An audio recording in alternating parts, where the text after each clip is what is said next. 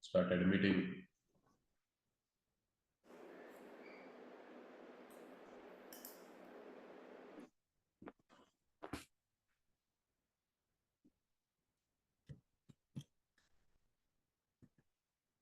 Hello everyone, thanks for joining.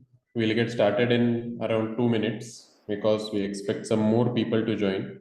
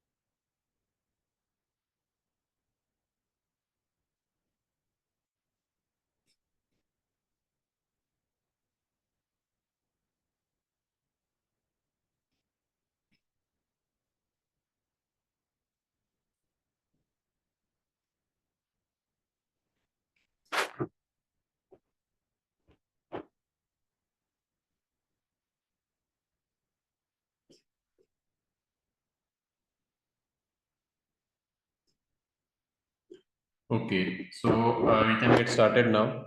Thanks a lot everyone for joining this webinar. We will be recording this webinar and we'll be sharing the recording link with all of you maximum by tomorrow evening or tomorrow night. So let's get started. Today's topic is machine learning for all engineers. And in this webinar, we will learn about how to transition to machine learning and also build your research profile in this field. We have made this webinar with a lot of passion and care. So please be active, please be proactive, and try to make notes also during this webinar. In this year already we have conducted 2 versions of this. So if you have attended a previous session, this will be a good revision for you. If not, I'm sure you will learn a lot. Secondly, this webinar is not specific to any particular branch or any particular stage of your career.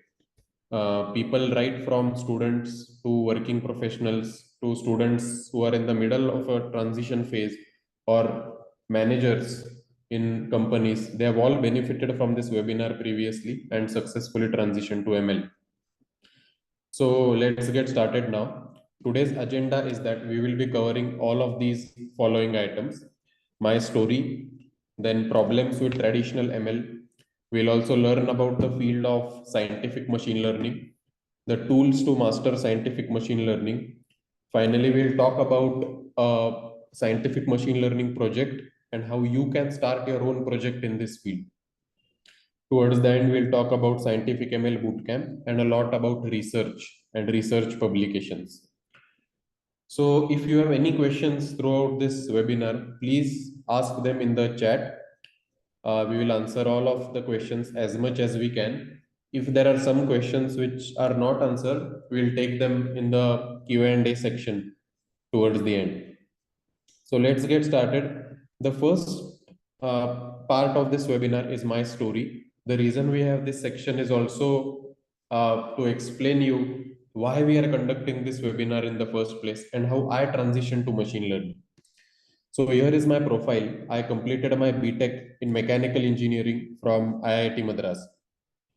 Remember that when I graduated with BTech, I had no clue about machine learning. I did not know anything about machine learning. I had not taken any computer science course as well. Then after graduating with the BTech, I joined MIT for a PhD in mechanical engineering. And at that time, I really wanted to become a professor in mechanical engineering. But what happened was that after 2 years in my PhD, I went to a career fair at MIT. And in that career fair, I saw that the number of jobs for mechanical engineering were really decreasing a lot. In fact, there were very few companies and very few startups who were offering jobs for pure mechanical engineering. And this really made me lose interest in the field. I was seeing that everyone around me was talking about ML, everyone was talking about transitioning to ML, and I felt a bit left out. At that time, I also don't know that if I want to transition, how can I do this? Because I had not taken a CS course before. So earlier, I thought that only CS people can transition to machine learning. So what happened was that I luckily found a new research group in the field of scientific machine learning, and that completely changed my life. Within the period of next 3 years, I found a new research group at MIT, and finally, after 2 to 3 years, I published machine learning papers, which now have 400 plus citations. And I also defended my machine learning PhD thesis at MIT. This was after just 3 years when I decided to transition to machine learning. In today's webinar, I'm going to explain to you how I made this switch to ML, being a pure mechanical engineer, how I managed to have these many publications, how I managed to get job offers in the field of machine learning, so that you can also make this transition very successfully. So towards the end of my PhD, here are some of the papers which I published in journals. We also collaborated with the US governmental agencies and a number of college departments to publish research. So I was working in the field of scientific machine learning, and COVID-19 had happened. So my project was at the intersection of scientific ML and COVID-19. So I'm sure all of you would be interested in this part which has been highlighted here, that how did I manage to switch to machine learning, and how you can do it too. So one myth which I really want to break right at the start of this webinar is that so many students think that machine learning is only meant for CS students. However, that is not the case at all. This is the first thing which I would like to clarify. I had taken no CS course at all. In fact, CS, I had never taken a data structure course also. I was a core mechanical engineer. So this thing which is very important is that don't restrict yourself. Just because you don't have a CS background, it does not mean you cannot transition to machine learning. So that is a very important point which I wanted to clarify right at the start. Second thing is that apart from doing research, one thing which also happened for me was that when I transitioned to scientific machine learning, I also received job offers and interviews with companies such as Amazon, Julia Computing, Meta, etc. So the pathway which we are going to teach you today, or the pathway to transition to ML which we are going to show you today, will not only build your research profile, but it will also position you at a better, in a better way to apply for jobs. So one thing which actually helped me was that I talked with a senior at MIT, and he was the one who actually convinced me that I can make this transition to ML. So we hope that this webinar will serve as that motivation or support to all of you who want to make this transition. Because me, Rajat and Shridat really firmly believe that anyone can transition to ML if they have the passion to do so. Throughout this webinar, we'll also be sharing a number of resources as documents, and we'll be sharing drive links to those. When I came back to India now, and as we are conducting and designing these webinars, I was trying to think about what made it possible for me to transition to machine learning. And I really came up with three reasons. The first is that the way traditional machine learning is taught is not correct. It's not meant for engineers. And I was lucky enough to discover a new field, which is called as scientific machine learning. Secondly, I had the belief which I can make this transition. So this belief was given to me by the senior or my mentor who I met at MIT. So that really filled me with some confidence that I can do this. So all the students, whichever stage of your career you are in, and if you are looking to transition to ML, please believe that you can do it first. This is the first start for that transition. And third point, which is extremely important, is that what I've seen many students do is that they focus on quick projects. They do GitHub projects, they do Kaggle projects, and they just add it on the resume. That does not lead to any impact at all because it is not unique. Everyone has these projects on your profile. I focused a lot on research, and that made all the difference for me. So I'll come to all of these 3 points sequentially. But let's get started with part two now, which is what is the problem with traditional machine learning courses for engineers? So first, I want to take you through how a traditional ML course actually looks like. So here is a course which is free. It's an MIT course, MIT Machine Learning with Python. And I'm also sharing the link on the chat. You can feel free to go through this link. It's a free course and you'll get all the material online. So if you click on this course syllabus, you'll be taken to the syllabus of this course. Now I want you to briefly look at the syllabus. So they first teach you linear classifiers. They then teach you classification, neural networks, unsupervised learning, reinforcement learning. This is pretty much the syllabus which is covered in almost all beginner level machine learning courses. Now I want you to look at the projects which are covered in this. So the first project is automatic review analyzer. Then the second project is digit recognition. The third project is collaborative filtering. And I've just made a list of all of these projects over here. So when you do beginner level machine learning courses, you'll probably do projects such as automatic review analyzer, digit recognition, collaborative filtering, text-based game, etc. The problem with these projects is that how, if you're a chemical engineer or a mechanical engineer, how would doing a project on movie analyzer help you in your field? Let's say if you're a physicist, why would you do a project on digit recognition or Netflix movie recommendation, right? These are all toy projects which are not related to your main field at all. So as a mechanical engineer, when I'm transitioning to ML, I should be shown projects which combine machine learning with my domain knowledge. Similarly, if you're a biology student or an economic student or any other field, let's say, you should do projects which combine machine learning with your main field, right? These will be the projects which will be relevant for you. That's the problem with these toy projects. They are not related to your main field or they are not related to your domain knowledge at all. That's the first problem. Second problem is that publishing research papers with these toy projects is not possible because everyone has these projects. All of these projects, the GitHub code is publicly available online. Anyone can run that code and claim that they have done this project. So these are not serious projects. They cannot be converted into research publications. Uh, Thirdly, these projects don't teach you how you can switch to ML without leaving your main field. And your main field can be mechanical, electrical, chemical, economics, bio, nuclear, etc. These are the problems with all the traditional machine learning courses. So please keep this in mind. That being said, it's always a good thing to just quickly do these courses. So we have made a list of these machine learning beginner level courses, and I'm going to share the link to this document in the chat now. So please take a look at this document. And here you will find the link to all the beginner courses which typically many students do. And I'm not saying not to do this. I'm just saying that don't stop after doing this, which I'll come to later. So always it's a good thing to start with this, but remember that doing this will not add any significant thing value to your profile because usually everyone goes through these courses.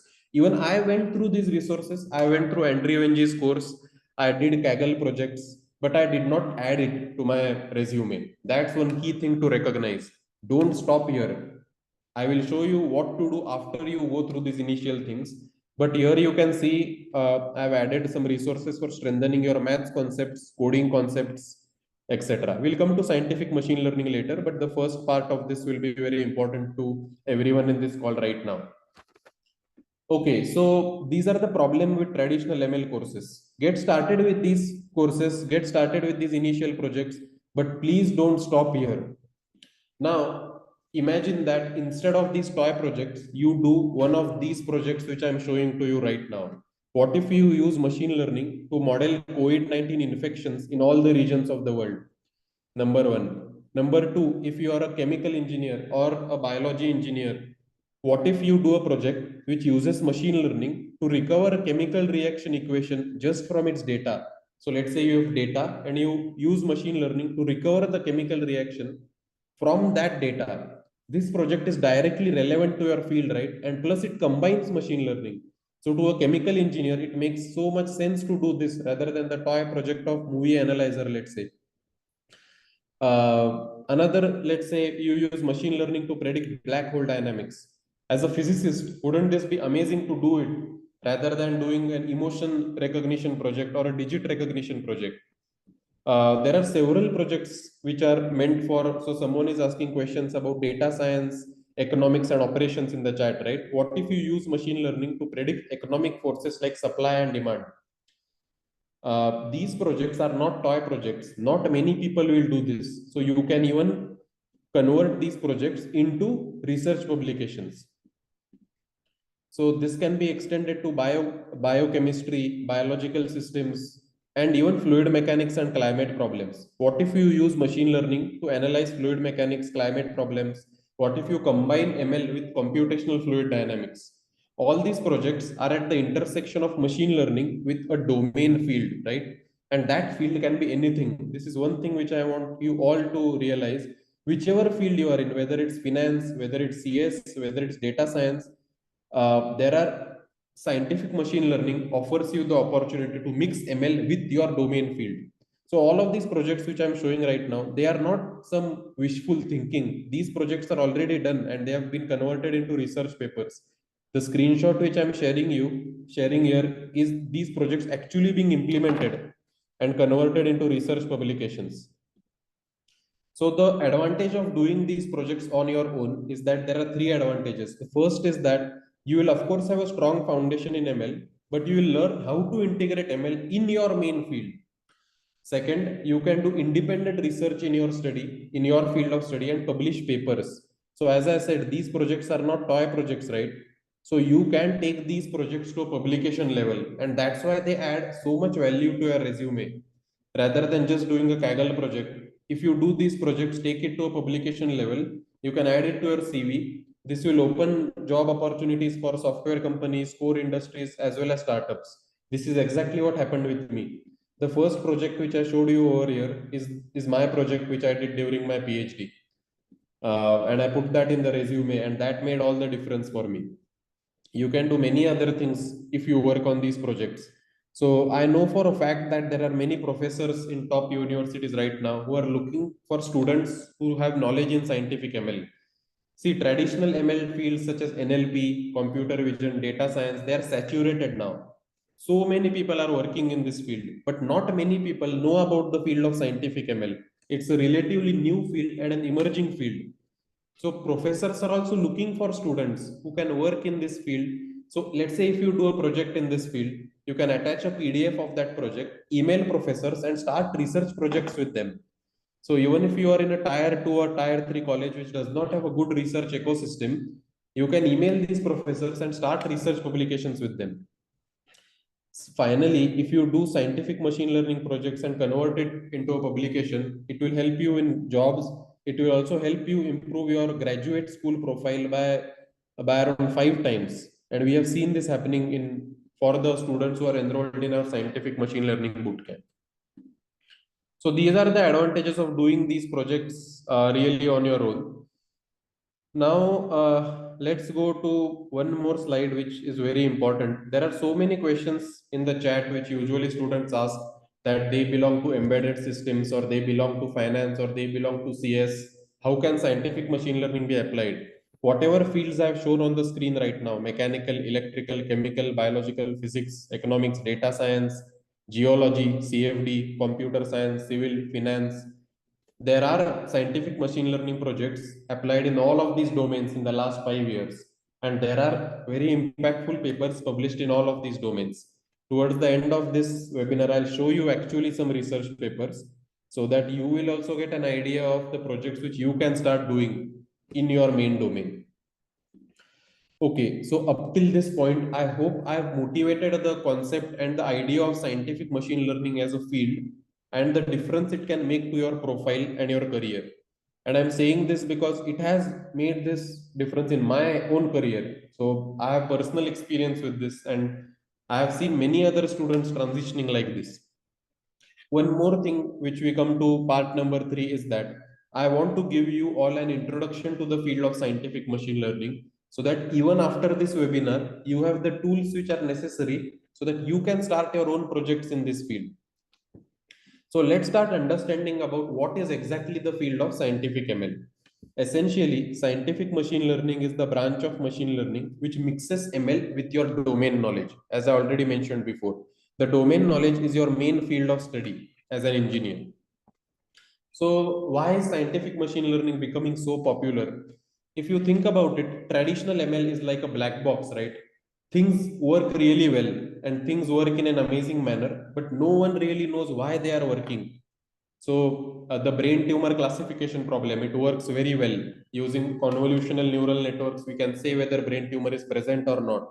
But if someone asks why it's working this way, there is no answer. And the reason is because science or physical laws are not included in traditional ML. Scientific ML is like shining a torch on this black box.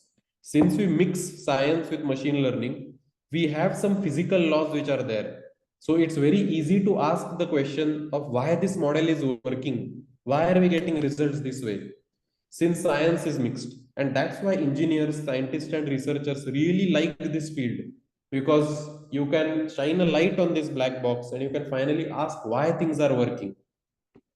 And this is the reason why this field has become so popular only in the last 4 or 5 years. If we conducted this webinar in 2000 to 2010, this topic only was not existing. So we are kind of lucky to be in this age. And if we conducted this webinar in 2030 to 2040, this field would also have become saturated, like natural language processing and computer vision. So now these 5 years are kind of the sweet spot where the field is just picking up. And people who learn this at this stage, they will have an unfair advantage compared to others. Okay, so what does it mean, science and machine learning? Essentially, in scientific machine learning, we combine the power of neural networks with the interpretability of scientific structures.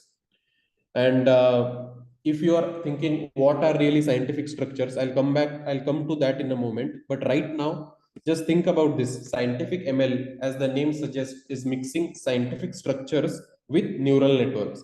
And I'll show you with a hands-on demonstration about how this is exactly done. So my advisor at MIT was Dr. Christopher Rakaukas, who is the leading researcher of scientific ML in the whole world right now. And he defines scientific ML as this. Scientific ML is that field which simultaneously uses data as well as domain knowledge. And you will slowly understand what this means in this webinar. So now let's come to what do I mean by scientific structures, right? What I mean by scientific structures is ordinary differential equations or partial differential equations. So essentially, anything which has an ODE or PDE can be thought of as a scientific machine learning problem. Now, people participating in this call can be from a wide range of backgrounds. Many might be knowing what an ODE is, what a PDE is, but there might be many who do not know these terms. So I just want to take some time to explain this. At a broad level, everything which works around us can be represented by an ODE or a PDE. For example, you are all sitting in a room, right, where air is flowing. The flow of air can be represented by a Navier-Stokes equation, which is a partial differential equation. Anything you look at can be represented by an ODE or a PDE. Let me give you some examples. So let's look at ODEs first. All of us know about the Newton's law, right? Force equal to mass times acceleration. This can be written as m into d square x by dt square is equal to f. So here there is a rate of change of x. So this is an ordinary differential equation. Anything which has a rate of change is an ordinary differential equation. Let's say if you have invested in a stock right now and you want to know how the price of that stock varies with time. the variation of the stock price with time is an ordinary differential equation. Similarly, let's say if you are modeling population growth and it's this equation for rate of change of population, that's an ordinary differential equation. So the simplest way to think about ordinary differential equation is a rate of change. Anything which has a rate of change can be an ordinary differential equation. And all of you must have seen this in so many fields. In biology and ecology, there is this logistic equation, which is an ordinary differential equation, which shows how the population grows with time. Okay, so that's the basic understanding of ordinary differential equations. Number one. Number two, partial differential equations are a bit more complex because in ordinary differential equations, there is only one independent variable, right? Time. In partial differential equations, there are more than one independent variables, time and space. So for example, if you want to see how the temperature varies with time and space, there is usually this heat equation. So du by dt minus alpha times this operator, this is the Laplacian operator, which is the d square u by dx square plus d square u by dy square plus d square u by dz square.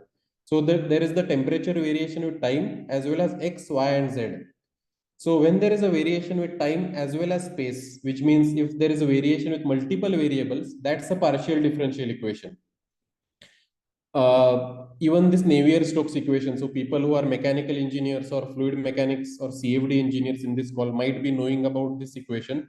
One of the most famous equations to model the airflow or the fluid flow. It's the Navier-Stokes equation. And here there is a variation of the fluid velocity with time and space. So this is a partial differential equation. Someone was asking about finance, right? So if you go to Google and type the Black-Scholes equation, this is, if you look at the Black-Scholes equation on Wikipedia, and if you scroll down below, you will see this. Here the V is the stock price and it varies with time. And there is one more variable called S. So this is a partial differential equation. In many fields, whichever field you are in, whether you're in CS, finance, economics, there will be ordinary differential equations or partial differential equations like this. This is the first component of identifying the scientific machine learning problem. First, you have to identify what is the ODE or PDE in your main field of domain. So the scientific ML ingredient number one is ordinary differential equations and partial differential equations. If you are attending this call right now, whatever field you are in, think about whether your field has ODEs or PDEs. If you don't know, after this call, Google about it, ask ChatGPT and find ODEs and PDEs in your field. I am pretty sure in every field, embedded system, electronics, neurocomputing, there are ordinary differential equations and partial differential equations. Now, the second ingredient of scientific ML is neural networks. So as I said, scientific structures combined with neural networks, right? We saw the ingredient one, which are scientific structures, ODEs and PDEs. Ingredient number two is neural networks.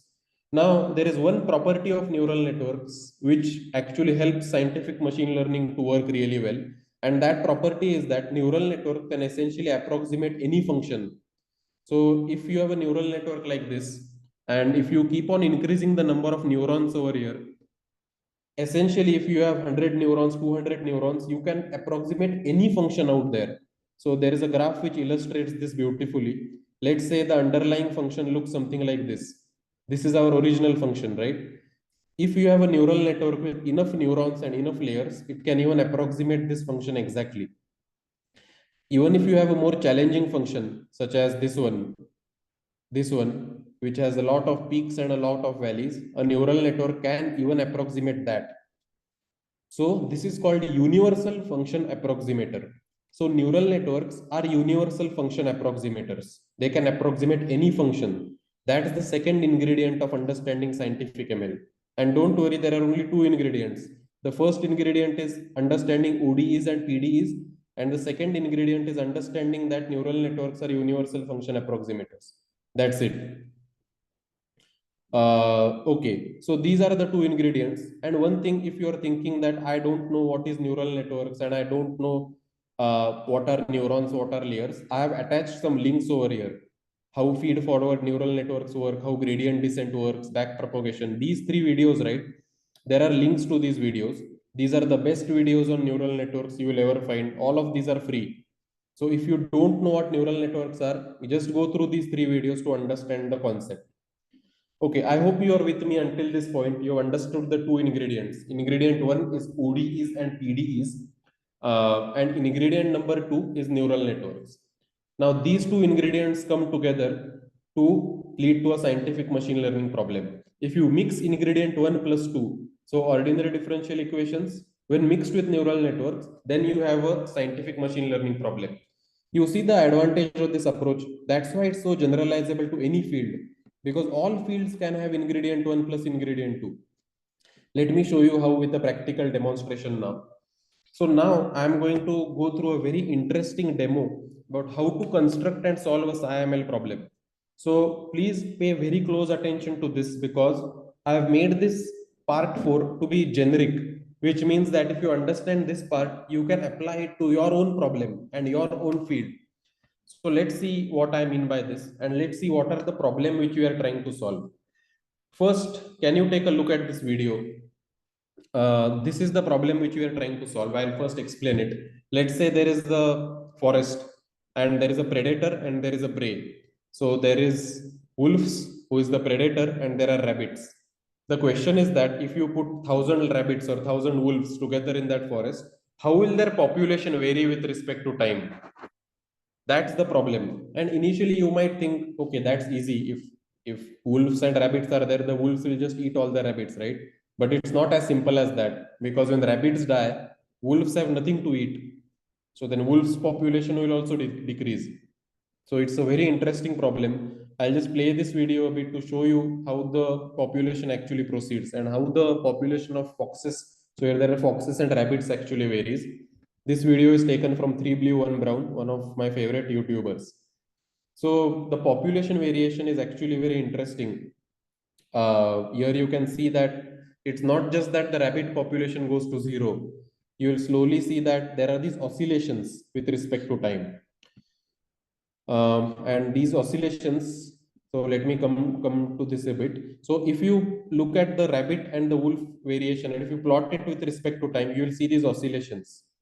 So when the rabbit population goes down, the wolf population also goes down. Then the rabbit population increases, the wolf population also increases. So there is this cyclic oscillation, which is also called as the cyclic dance of rabbits and wolves. This cyclic dance of rabbits and wolves is represented by this ordinary differential equations.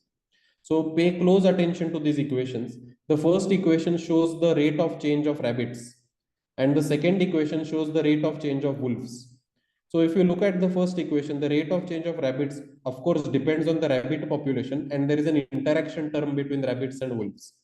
If you look at the rate of change of wolves, of course, it depends on the wolf population, and there is an interaction term. This is an ordinary differential equation. And when you solve this equation, you will get these cyclic plots like this. Okay. So these are the differential equation. The rate of change of rabbits with respect to time depends on the rabbit population and the interaction between the rabbit and the wolf. The rate of change of wolf with time depends on the wolf population and the interaction with rabbit and wolf. Now, let's do some scientific machine learning magic. Okay, so this is the problem. Imagine that you are a wildlife photographer and you have come to this forest and you have collected the data of rabbits and wolves. So let's say you observe how the rabbit and wolf population varies over a period of, let's say, 1 year. And you have collected this data and you have seen this cyclic oscillation. You have plotted the variation of rabbits and wolves and you have seen that it looks like this. That's great.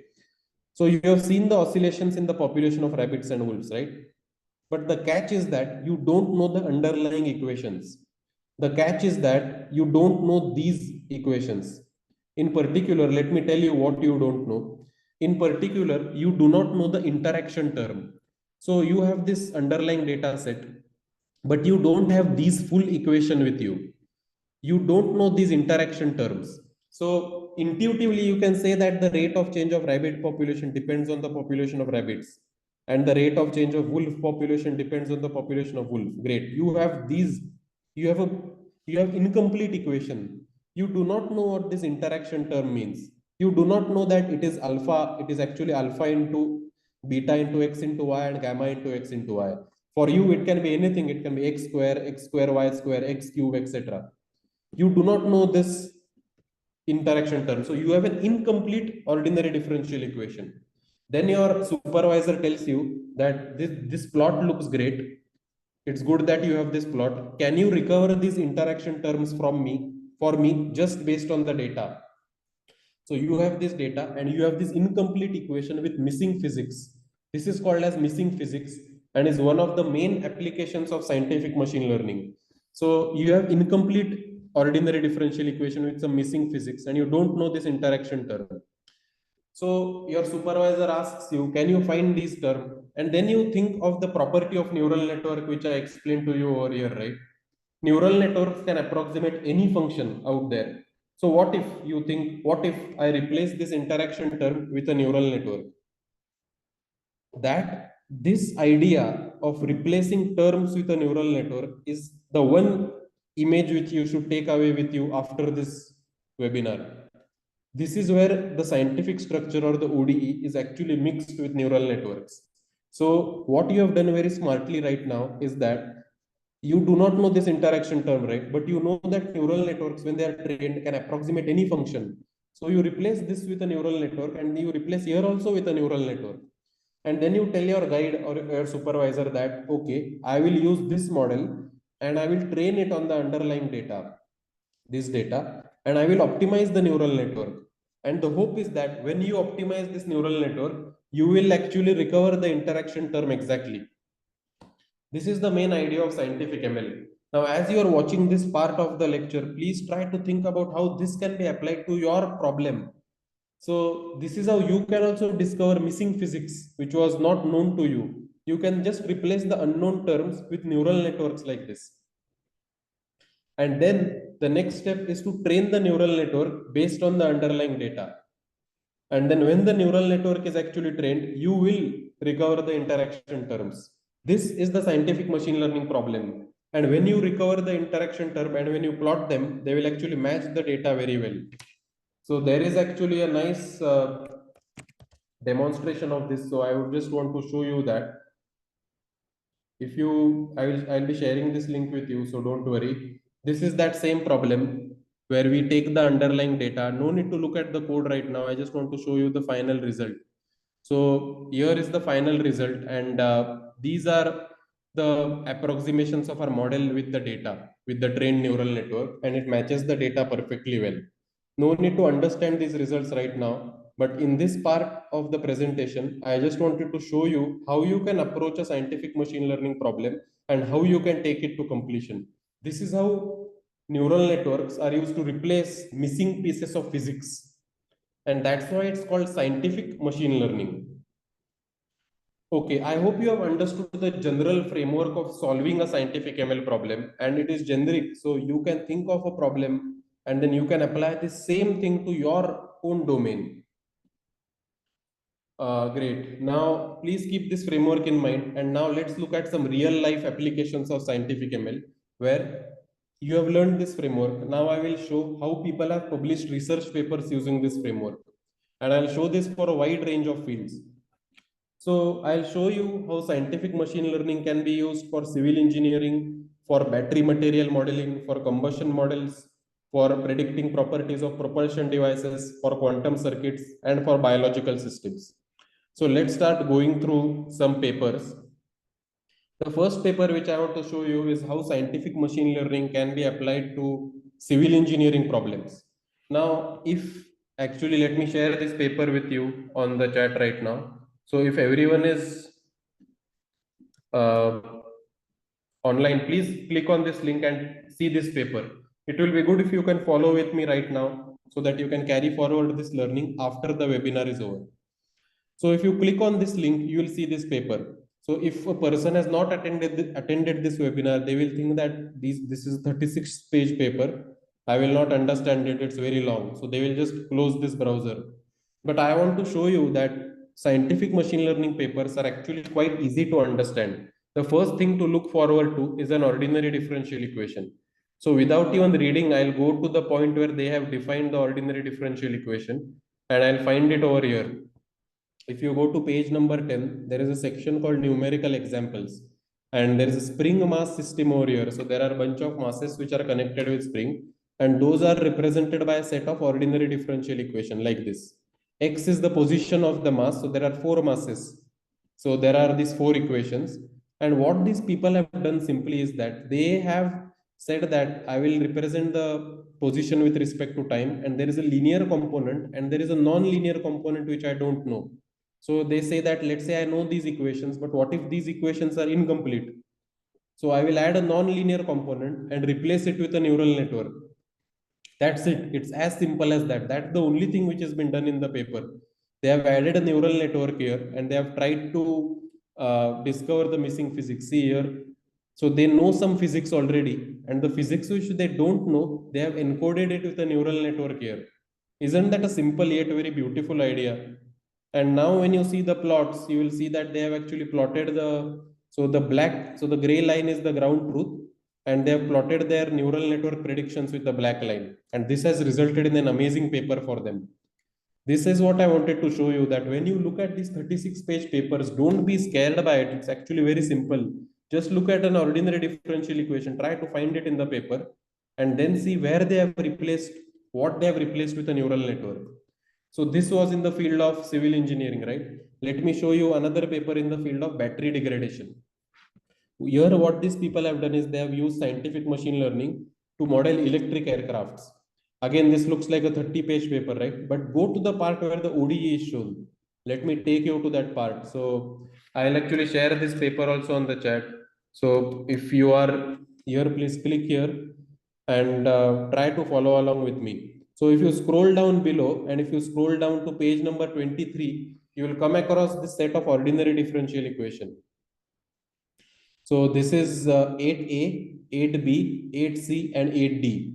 This is a set of ordinary differential equations, right? What these people have done is that they have also taken this set of ordinary differential equation. They have added a non-mechanistic term, which is some parts of the ordinary differential equation they don't know, and they have replaced it with a neural network.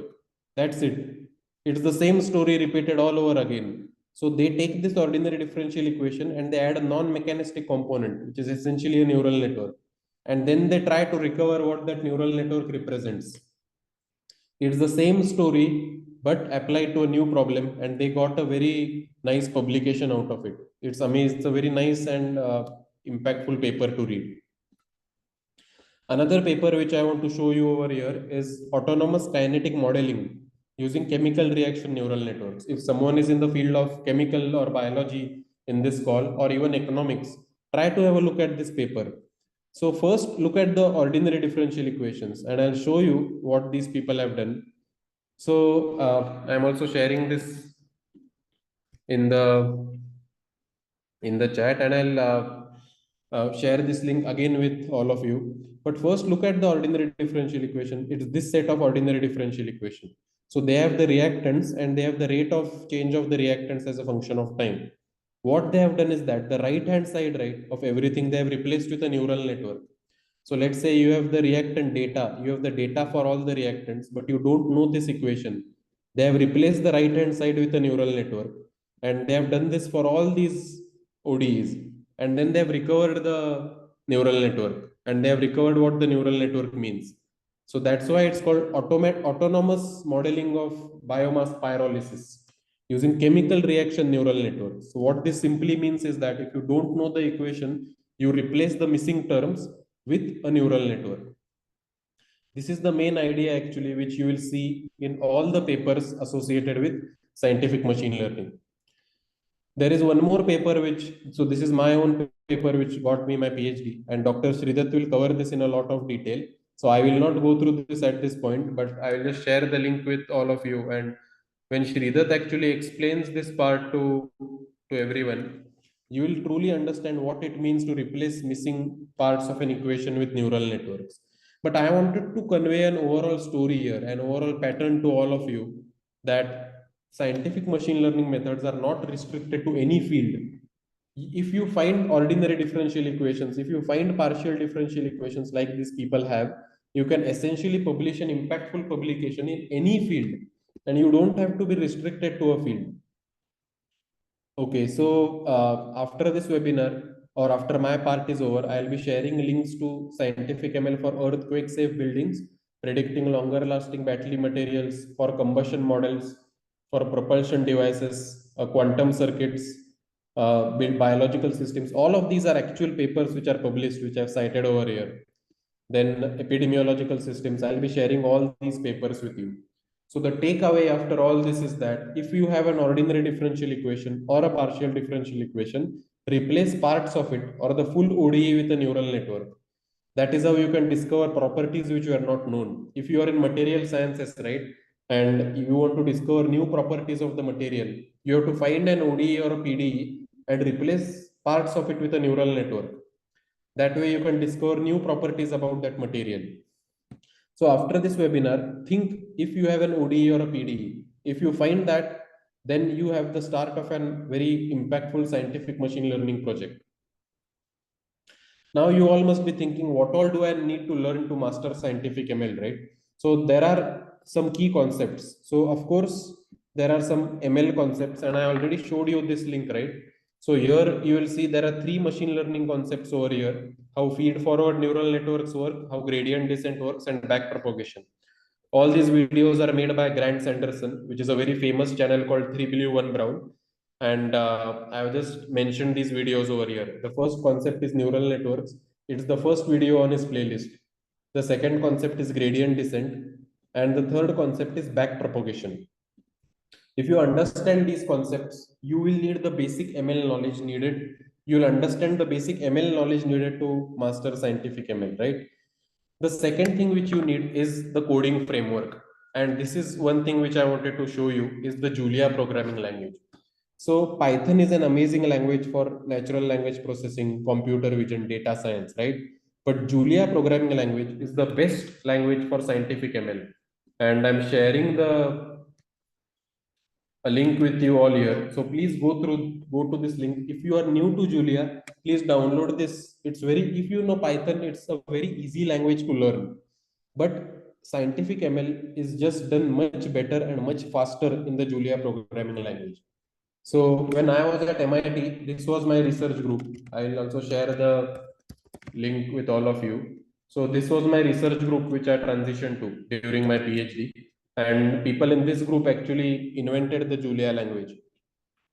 And the reason I got my PhD in scientific ML is because of this group. So the Julia programming language is one coding language you will need to learn to master scientific ML.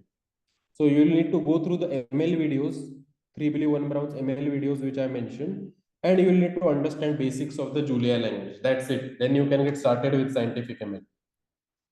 In the last of my part, I want to briefly touch upon the scientific machine learning bootcamp, which we have launched, and I'm sharing the link in chat. So we launched this bootcamp in January of this year. And the reason was because when I graduated with a PhD, I saw that there is no course, there is no structured program to teach scientific ML. And engineers love this field so much, but there is no dedicated resources to understand how do I get started in this field. So in this bootcamp, we teach you about everything: scientific ML basics, Julia language, running ordinary differential equations in Julia, running partial differential equations in Julia, neural network introduction, gradient descent introduction, backpropagation, physics informed neural networks.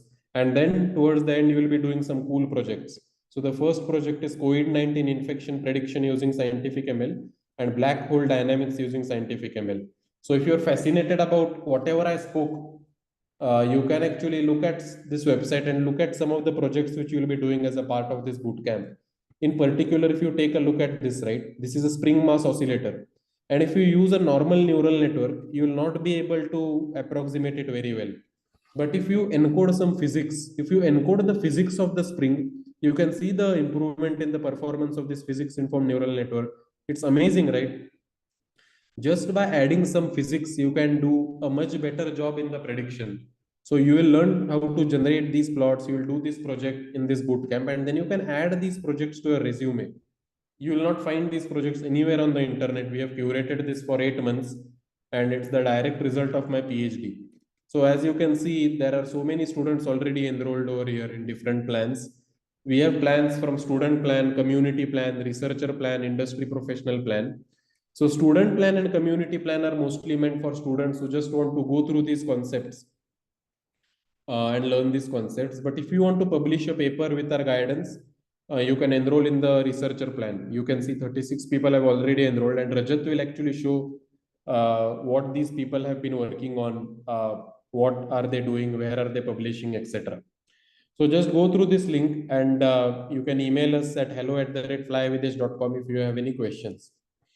One more thing I will be linking to is the curriculum here actually. So if you are on this chat, I'll just share one um, drive link with you. So you can access the entire bootcamp curriculum. So if you click on this, access the bootcamp PDF. I'm sharing a link right now on the chat. Please go through this link. You will get all the details with respect to the bootcamp itself. One more thing which I wanted to share is that over the last 2 years, the top ML conferences in the world have included a track which is called AI for Science. This was not there before, but since scientific machine learning has become so popular, NeurIPS, which is the best ML conference in the world, they have included this track AI for Science. So for the people who are enrolled in the researcher plan, we are targeting this track because their papers have become so good. We will plan to publish it over here with them.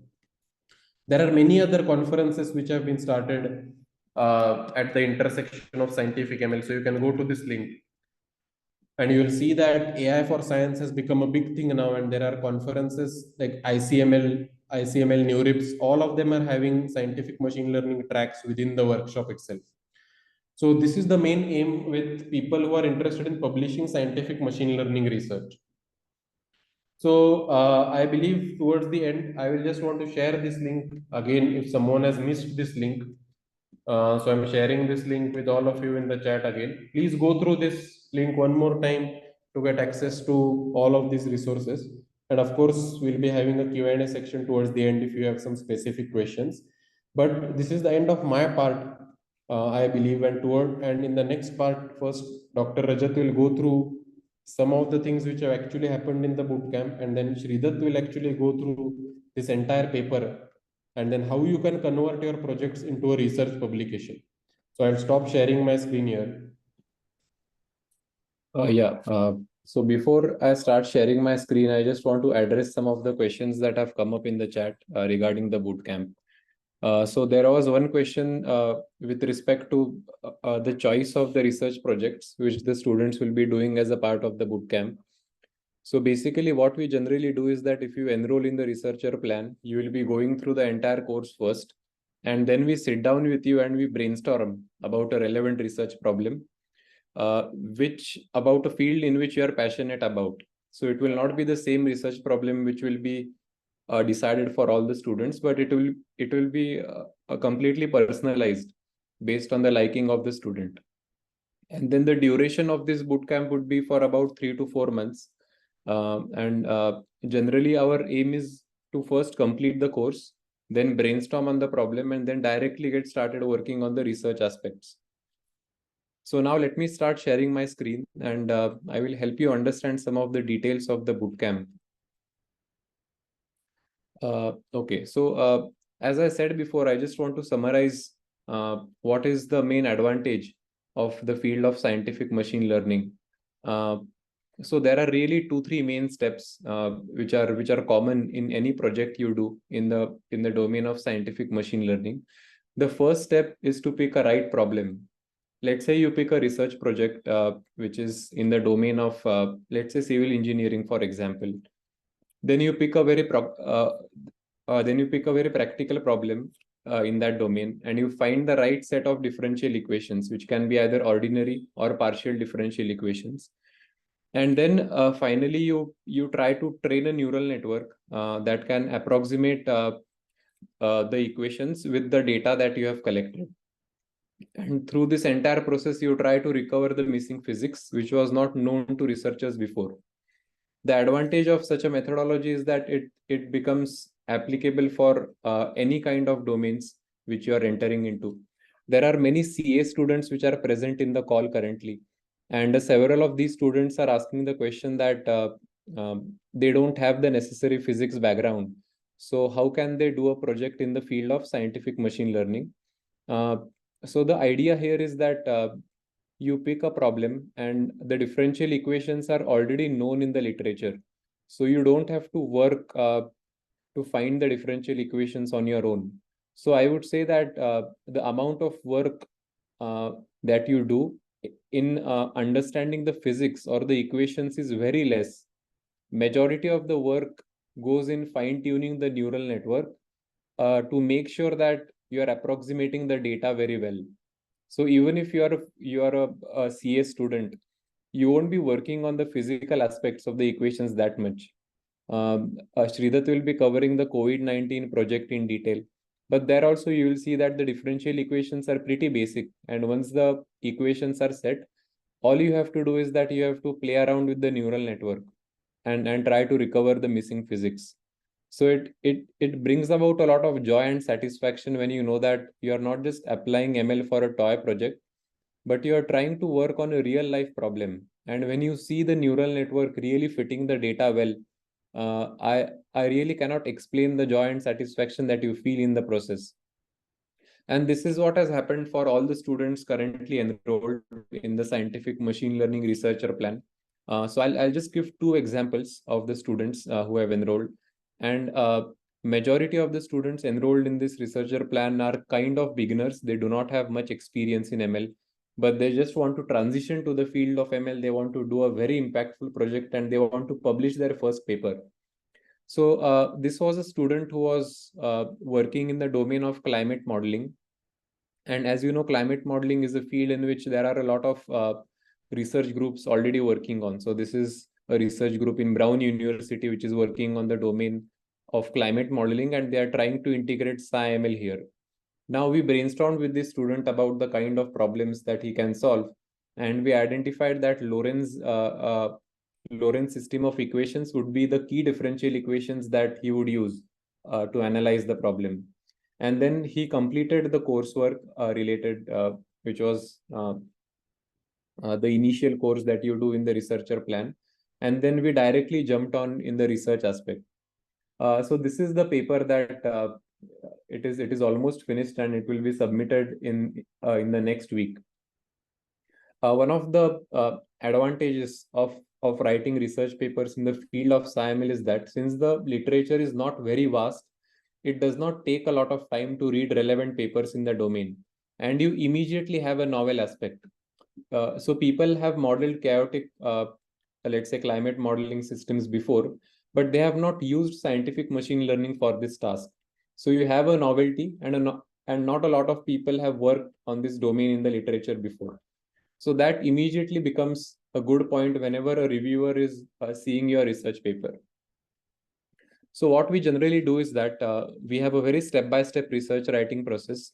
We sit down with the student and then first we read all the relevant papers in that domain, and then we form a set of introduction. After the introduction, so introduction typically requires reading around 5 to 10 papers in that particular domain. And after the introduction is written, we start to work on the methodology, which again outlines the equations of motion. Now, here you can see the equations are simple ordinary differential equations, and that's it. So now the aspect of physics is over. Now in the remaining part of the paper, we'll be working on the neural network aspects. We'll be trying to fit a neural network so that it matches with the data. And we have a section on universal differential equations where you can see here, these are the neural networks which have been added. So the original equations were like this over here. These were the original equations. We have modified these equations by adding neural network terms over here. So there are 3 neural networks that we'll be trying to fit with the data. And then finally, we plot the results. How well is our predictions matching the true data? So here you can see the dots are the true data and the lines are the prediction. So this particular student initially was not very well versed with training, but eventually he got better at it, and he got a lot of satisfaction throughout this whole journey, because uh, we are working on a problem which is really relevant, the problem of climate modeling, and we are getting to use machine learning to model the climate properly. So this is a paper which we have written with this student, and it will be submitted to a journal which is which has a very high impact factor because we believe the topic is really relevant in today's times, and no one has used SciML to this extent to model climate changes. So this is the first example that I want to demonstrate. The second example is related to the field of astronomy. So this particular student was very passionate about astronomy, and he approached us saying that I want to learn machine learning, but I don't want to do any, let's say, toy project, but I want to apply machine learning skills to any real life project in the field of astronomy. So then we tried to, look at papers or equations which can describe any physical phenomena in space. And we kind of zeroed upon this equation, Chandrasekhar's white dwarf equation, which acted as the central piece of the paper. So what we'll be trying to do in this paper is that we will first have this problem where this equation is known, but this equation does not fit the data very well. So there is a mismatch between the known data and the equations that we have. Then what do? We first want to fill this mismatch, and we want to train a neural network that can identify this mismatch. So this is exactly what we are doing with this approach, and this paper is also very nicely written, and it has come to a very nice shape. Here also the process is very methodical. We start with a very nice introduction which can introduce the readers to the topic of SciML and how is it used in this particular paper. And here you can see the equations. The equation is a bit more complex compared to the previous equation because we have more variables. But once you get a hang of this equation, it's really a one-time effort. After that, all your, let's say, mental efforts would be focused on training the neural network itself. And then here also you can see how the trained neural ODE matches with the data. So the blue dots are the data, and these curves are what our model is predicting. So this is, so you can see what is common between this project and the previous project that I had shown you. We have some data, right? And we have an equation also, but that equation is not very accurate. So we want to add an additional neural network in the equation so that it matches the data very well. And this is applicable to any field that you imagine. This is sometimes not very intuitive for people to understand because they think that what if my field don't have any differential equations, then how should I proceed? But differential equations are at the heart of any physical processes. So even if you take, let's say, a reaction, let's say, like a set of reactants are combining together and they are giving rise to a product. There is a differential equation. There is a chemical kinetics equation which is associated with this reaction.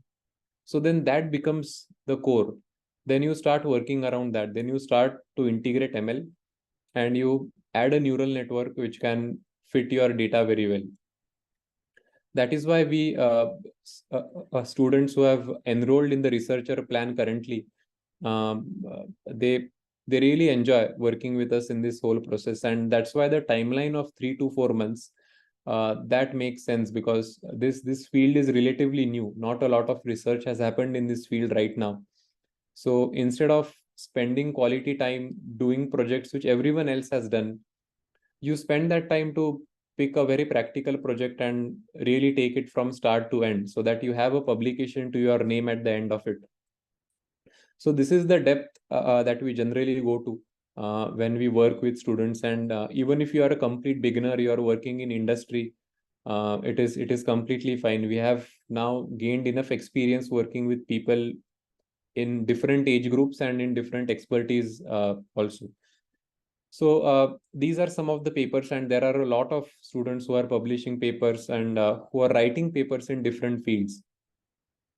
So this is really a very thriving area of research that is going on currently in our company. I wanted to show you another example of the splash problem, which actually Dr. Raj worked on during his PhD.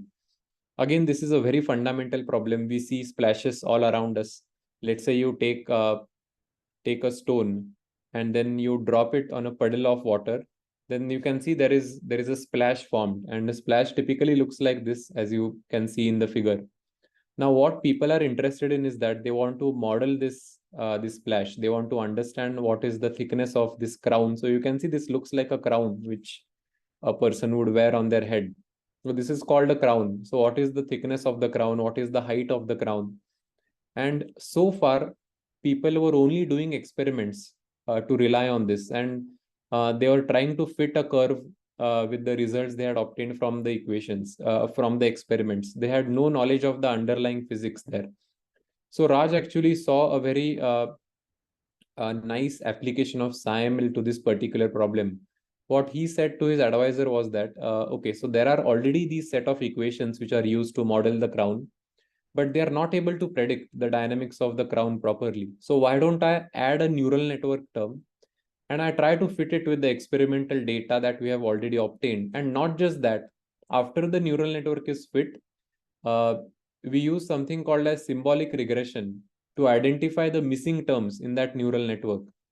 So you don't just have a black box, but you try to uncover the missing terms. So initially you can see the neural network doesn't perform very well, and then slowly it reaches this stage where you can see that quantitatively it is not matching the crown height, but it is able to qualitatively predict the physical phenomena that the height is first increasing and then the height is coming down. So slowly the neural network is learning with time. And here you can see another graph where the blue line represents the trained neural ODE, the orange is the experimental, and the thickness is the theory. So these green dots, right? People for the past 100 years, they only knew about these green dots. But you could see that, okay, something different was happening because experimental dots were far away from the green dots. And using SciML, we could really bridge that gap. And then not just that, even the equations, the using symbolic regression, we can try to uncover what is there. We can shine a light on the neural network. And yeah, so this is what he obtained. So this is really a very beautiful work which demonstrates the application of scientific machine learning to a very real life problem. So hopefully these three sets of examples have given you a very nice clarity as to what happens in the researcher plan. In the student plan, it's the coursework which will help you master Julia, scientific machine learning, and apply it to some common projects like black hole dynamics, then COVID-19 modeling, etc. But in the researcher plan is where you'll truly enjoy and get a lot of satisfaction at the end of it. And after this, you will, that is what we have seen so far. People get so hooked on this field that they then try to explore a lot of things on their own. So I will stop at this section, and Dr. Sridhar will take over the next part. Thanks, Rajat. So many people would have this question, okay, how do you model something using a differential equation? And when we say we replace parts of the differential equation with neural network, what exactly does this mean? So far you might have gotten a good overview and where all you can apply scientific machine learning, but let's actually get into one problem statement in detail so that you can have a very good mental map of, okay, this is how I can think of problem statements that I am already aware of in the framework of SciML and see if this has some novelty compared to what is already out there. So when COVID happened, we had already passed the 100th anniversary of this famous model called the SIR model. Let me show you that. This is the Wikipedia article that explains the SIR model. SIR model is a extremely famous model, susceptible, infected, and recovered or removed. Meaning you divide the entire population into three categories. Initially, let's say there are 1,000 people in a population, all of them are susceptible for infection, or let's say 999 people are susceptible to infection, provided there is one infected person already who might have gotten the virus or this whatever is attacking the population from bats or other animals, right? Now this population will many of them will get infected, and the infected people will get recovered, and a very small fraction of them will die. So SIR model ignores the dead people. It considers that the entire population can be the sum of susceptible, infected, and recovered. Now what's the big deal here? The big deal is that SIR model is very powerful. It is, I'll show you in a moment how it looks like. And it could model, in fact, many outbreaks because many outbreaks were happening without any kind of control. Either the rate at which people were dying was so fast that the outbreak was contained itself, or the rate at which the outbreak was going was so fast, but the virus was not that deadly, like the actual common influenza flu that we have, which is widely regarded by many people as the most successful virus. It is not too deadly, which means it can spread very easily from person to person, because if you are getting a flu, the symptoms won't happen for a few days. You'll be traveling. Even if you have flu, you can travel. So it's if you are a virus, you should become like the flu virus. So modeling most of these viruses were very easy. But during COVID, one thing happened at a massive scale, which had not happened in the world, which was quarantine factor. So let me show you a very interesting video here, right? So this is from, I hope you can see the YouTube video here. This is like a population modeling from, again, 3 Blue 1 Brown Grant Sanderson's channel. So you can see that as soon as one person who is infected is introduced, in the red population, in the red color here over here, just notice, as soon as the first infected person in red color is introduced, there is immediately a spike happening in the infected number of people, which is the red number of people. It increases, then it peaks at some point, and then it decreases because you will get infected and you will be recovering later. Now, if you have quarantine, what happens can be shown somewhat like this. Let's say you are quarantining a large population of the infected cases. Or let me reduce the number so that you can see something here. You are quarantining 80% of the infected cases, and you can see that the number of people who are moving from being susceptible to being infected, which is red color, is very less. Most of the people are still remaining in the susceptible category. Eventually, many of them over a very long period of time might get infected, and that's where the amount of remote population is increasing. But you can visually see the effect of quarantine. Now, what can scientific machine learning do in a field that has been probably beaten to absolute death for 100 years? So this paper published by Dr. Raj in Cell Patterns. So there are 3 journals which you can consider, not for ML, in general, there are 3 journals which are the topmost in scientific community. One is Nature, one is Science, one is Cell. And Cell Patterns is an extraordinarily high impact publication. It's a sister journal among the Cell. There are multiple journals.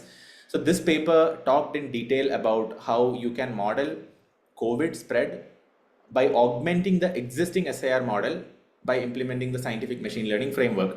You might be wondering, why do you need scientific machine learning framework? Why can't you just use a black box machine learning model? Because there is a lot of data available. You can really make good predictions using black box neural networks. But the problem is that it completely throws away all the beautiful physics of epidemiological model that scientists have discovered as part of the SIR model. Now, I'll just walk you through the main parts of the paper because this is a very long paper. The main idea is that here is the SIR model, okay? In SIR model, susceptible people, the number of susceptible people can only decrease with time, because initially everyone is susceptible, and this number decreases with time because susceptible people will get infected, infected people will get recovered. So that is why ds by dt, which is the rate of change of susceptible people with respect to time, is having a negative sign. It's decreasing. And here you can see that time is the only thing that determines the rate of change of S, I, and R. And the rate at which susceptible people are decreasing is directly proportional to the number of susceptible people, because if there are 1,000 susceptible people, many people, maybe 300 people can get infected. But if there are only, let's say, 100 susceptible people, only 30 people can get infected. So the rate at which it is decreasing, of course, depends on the susceptible people. It also depends on how many infected people are there, because if more number of infected people are there, more people will go from susceptible to infected, right? So this equation beautifully captures that, and the beta is like a constant parameter which denotes the infection rate. So if the virus is having high virulity, then the beta factor will be very high. Now imagine, what is the infected population doing? Infected population number is increasing due to one reason, which is the susceptible people, as you saw, are moving from the susceptible box into the infected box. So because of that reason, there is a increase in di by dt. And you can see that this parameter is literally the opposite of this. So this was negative, and that exact set of people are coming into infected. But infected people are also decreasing in number because of one thing, which is recovery. So infected people will get recovered at a certain rate. So if the virus has a certain recovery rate denoted by gamma, the infected people will decrease. So that's why there is a negative sign here. And what is the rate of change of recovered people? The rate of change of recovered people will always be positive because the number of recovered people will increase with time. Initially, there are 0 recovered people. At the end of it, probably most of the population will be recovered. So that's why here it is the positive sign. And this, you can see that this is the exact same parameter here. So this was the original SIR model, which was really good. All you had to do was you have to find the beta factor and gamma factor for the corresponding virus. There are more complex models like SEIS, susceptible, exposed, infected, and susceptible. There are different types of models, but basically what they do is model the population into different groups. And there is something called reproduction number, which is the ratio of beta by gamma. So beta is the rate of infection, gamma is the rate of recovery. So if rate of infection is greater than rate of recovery, basically the virus is having very high virality and it's very difficult for you. Otherwise, its virus is probably okay. All right. So now, how can you bring a model here which can also take into account the factor that there is an artificial factor, which is quarantine factor. Quarantine factor cannot be analytically expressed in a mathematical format. It's random. If I am I am running China, I may decide to introduce quarantine even when I have only 10 infected people. But in some other countries or populations, maybe I cannot make such decisions drastically. So quarantine will be delayed. So there is nothing that really decides mathematically what is the extent of quarantine. But let's say the quarantine factor, the strength of quarantine factor was denoted by this term Q of T. What we can say is, when quarantine is introduced, there is one more set of population other than these 3 susceptible, infected, and recovered population. And that population we can call as the quarantine population. So this quarantine population will increase if, so basically this term T denotes the infected population who are quarantined and isolated, right? So when people get infected, they are removed and they are put into quarantine or isolation. And then from there, they will become recovered. So the quarantined / isolated population, the rate of increase of that is T by dt, D capital T by D of time. And that will increase as the strength of quarantine increases. It will also increase if there are more number of infected people. If there are more infected people, more people will be quarantined. It will also decrease because these quarantined or isolated people are also becoming recovered. So those recovered people will not be quarantined anymore, right? So this is the dynamics of quarantine population. Now you can define a new reproduction number which not only takes beta and gamma into account, it also takes into account this delta. So delta is basically the rate at which the quarantine population is recovering, and also the Q factor, Q of T. Now this reproduction number or effective this CP of T, it's a function of the Q factor, and the Q factor itself can change with respect to how the government decides what should be the strength of quarantine at any point of time. So if CP is greater than 1, it is not good because infection rate is faster. People are getting infected faster than they can be kind of removed or recovered. If CP is less than 1, it's a good situation. And you can already guess how can you make CP less than 1. One thing you can do, which is under your control, is increase the strength of Q, meaning increase the strength of quarantine. So if the quarantine is very, very strictly imposed, obviously the CP factor is going to be smaller. But let's see now this in terms of numbers. So Q of T, you have no idea how to represent mathematically. You can, however, represent it using a neural network, which is denoted as NN for neural network.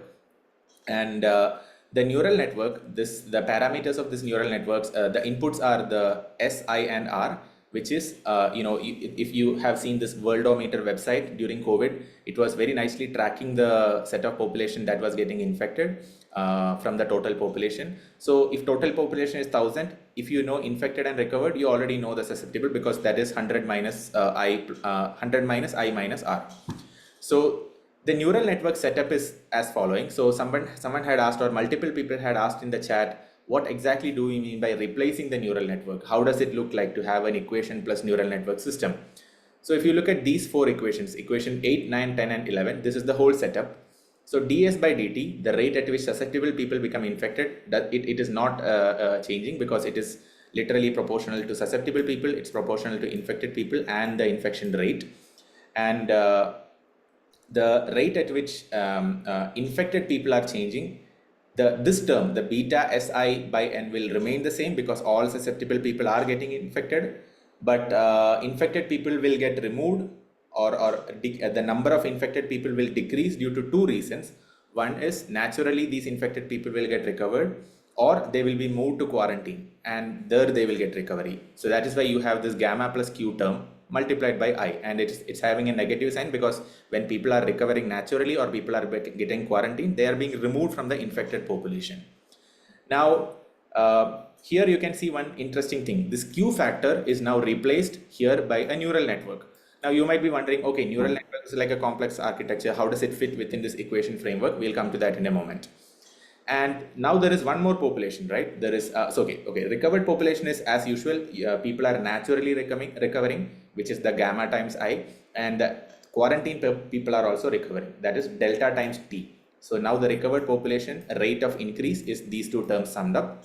And now we have the other term, which is the quarantine population. Quarantine population is increasing because due to quarantine factor and due to number of infected people, people are coming into isolation, and quarantine people are also, population is decreasing because the quarantined or isolated people are getting recovered. So now this Q is again replaced by neural network. Now this set of four differential equations is a mix. It's a mix of equation plus neural network. Now what does this neural network look like? It looks like this. So don't worry about this top part, I already explained it, so don't pay attention to that. So the neural network basically can have a single hidden layer, it can have multiple hidden layers. So this is a representative image, but basically the input to this neural network is the S, I, and R. So which S, I, and R? The susceptible, infected, and recovered population data that you know from internet or from any other government data sources. Now what do? The weights of the neural network, you can randomly initialize the weight and the bias, and you can ask the neural network to predict the quarantine factor at that given point of time. So the neural network will predict a Q of t, right? Now what can you do with this Q of t? You can do something here. You come back to this equation, you already know the beta, like the characteristics of the COVID virus is very well known. So the beta, gamma, delta, those factors can be identified by people who are working to model the dynamics of the virus itself, not like epidemiology. So you can, you know everything in this set of equation except Q of t. Q of t you get from as the output of the neural network. So you substitute this Q of t over here, and now you have a solvable set of differential equations where you know the initial conditions. Now when you solve this, you will get another set of S, I, and R, right? You can compare that S, I, and R, which is predicted as the result of solving the differential equation, with the actual SIR, which was from the government or the reliable data source. The difference in the predicted and actual SIR can be used to construct a loss function, and that loss function can be used for creating the backpropagation in this neural network, which will modify the weights and biases of this neural network.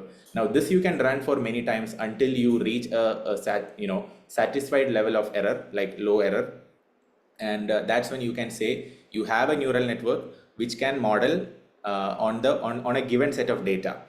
Now is this good enough? No, this is not good enough. This is just the training. Now in the testing, can you think, where is the testing coming here? The real test here is in forecasting. So what you can do is you can ask the neural network to predict for a future point of time and see if the predicted Q of t for the future point of time is whether it can model the SIR values in the future point of time, because those SIR values was not part of the training. And if that is working out, then you can say that you have a very, very good model which can model the spread of COVID. Now, how do you know that this Q factor that you are defining without any mathematical framework, how do you know that this Q factor is legit? This is how you can see that. So this, once you get Q of t, you can substitute that in this reproduction number Cp of t. So then what you can do is you can plot. Okay, but before all of that, let me show you these plots. So you don't have to plot S, I, and R. You just need to plot one of the two, like two of them, either infected and recovered or susceptible and recovered, because the sum total of the population is anyway more or less fixed because only very few people are dying. So here we are plotting only infected and recovered, and you can see that the actual data, which is shown in the bar plot, and the predicted data, which is shown in blue and red curves, are matching really well. Here also you can see that, you know, the absolute value of the peak predicted, there is maybe some difference, but the trend is being followed incredibly well. Now this is for different regions separately: Russia, UK, Spain and Italy. And you can do this pretty much for different states, or even in India, if the population of even a small locality is very high, you can also predict for that. Now let us look at this Q factor. How do you define when the government actually imposed quarantine? Just by looking at the Q factor, you can have various definitions. When the government has not imposed any quarantine, obviously the Q factor is 0. But however, what if the government has started to impose quarantine? How do you define that based on the value of the Q factor? You can define it in a few different ways. You can say that when the Q factor is slightly increasing, that is when the onset of quarantine imposed by the government is starting. So if the Q factor is slightly starting to increase from 0 on, let's say, day 10, after, let's say, initial 500 infections, maybe you can say that is the time when your government started to impose quarantine. You can also say another thing: when you see there is a drastic increase in the value of Q factor, meaning there is an inflection point in the graph of the Q of t as a function of time. So here you can see that we are plotting in the red color, this red color line is plotting the inflection point of the Q of t graph. And that is predicting that the government imposed quarantine roughly 10 days after the 500th infection. Now, was this the actual reality? The reality is plotted in the green color line. It shows that government indeed imposed quarantine on the 9th or 10th day, which is very close to what you can predict using the Q factor, which was learned using the neural network. Here also you can see in Italy, after around 18 or 19 days, the prediction says that around 18 or 19 days it took for the Italian government to impose quarantine after the initial 500 infections. And the reality was it was around 10th or 12th day. So the prediction is very close here. Here, in fact, it's literally overlapping on top of each other. So you can do the same thing. And if you look at the actual plot of the quarantine strength in Europe, you can define an effective quarantine factor, which is the difference between the strength of quarantine 30 days after infection minus strength of quarantine on the first day after 500 infections. And if you plot this Q effective factor, you can see that these red regions, this red color regions are the regions where we can calculate the Q effective to be very high. Red meaning the dark red / purple, whatever the color is. And those are the regions in the green boxes that indeed had high quarantine strengths. And these regions in the red boxes actually had low quarantine strengths. And they were the regions, when you calculate the Q effective using the neural network SciML framework, you can see that the effective quarantine factor was low. So this is a very powerful method. In fact, we are working with a group of students. In fact, we are planning to work with a group of students on a mega project where we plan to create the biggest ever COVID model ever in the history using scientific machine learning, covering a large number of regions. So it's going to be a very big paper, and we have already laid the kind of the framework for how to work on it.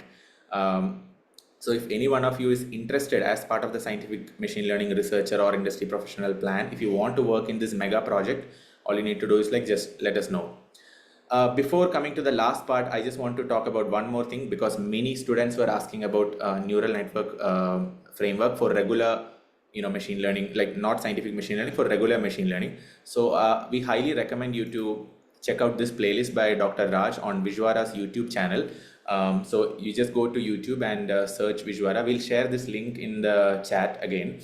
But in my opinion, this is probably one of the best playlist ever on neural networks for beginners, complete beginners in fact.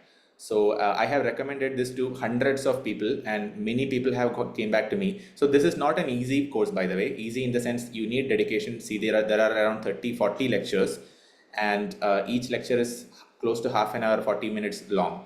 So of course you need a tremendous amount of commitment, but that's all you need. So if you ever wonder how and where can you learn machine learning from, this is a place where you can learn it from totally for free. And we also have a wonderful neural network for Scratch series on the YouTube channel. You can check it out.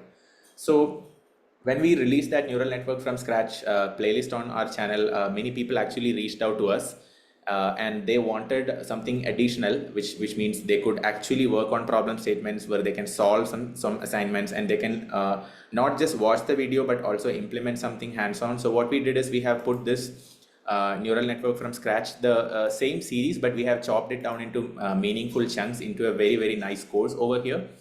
And in addition to what is there on our YouTube channel, we have also put very nice assignments in this course. So we'll share the link to this also with you, and we highly recommend you to check this out.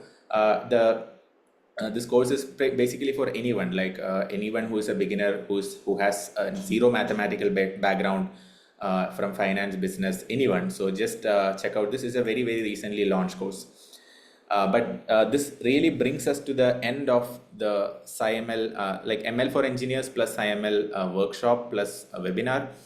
What we really intended to do here was not to educate you on technical aspects of machine learning, because if we can do that in just 1.5 hours, we'll be gods. But that's not what our intention is here. The intention is more to kind of make you less fearful of machine learning if you are a beginner and if you have no idea where to start from. If you want to publish papers, please know that this is something that is doable as long as you can have the time commitment. And you don't need a tremendous amount of mathematical background. You don't need complex computational machines. You don't need the assistance of a big shot professor. There are many students who you can even work on a single author paper. All you need is just commitment, right? So that was our intention of this webinar.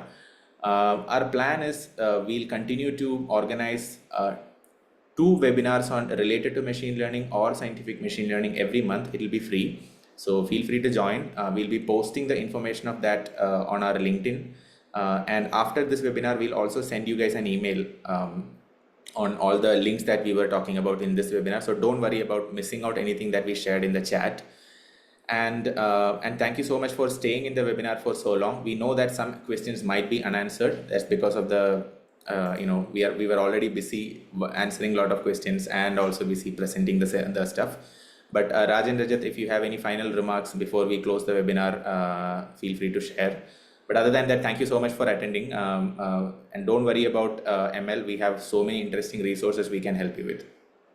Yeah, so many people have asked a question about how to get into MIT. So that is a topic for another webinar. It usually takes around 90 minutes for us to explain that. But overall, you need a good GPA, strong research projects, good letters of recommendations.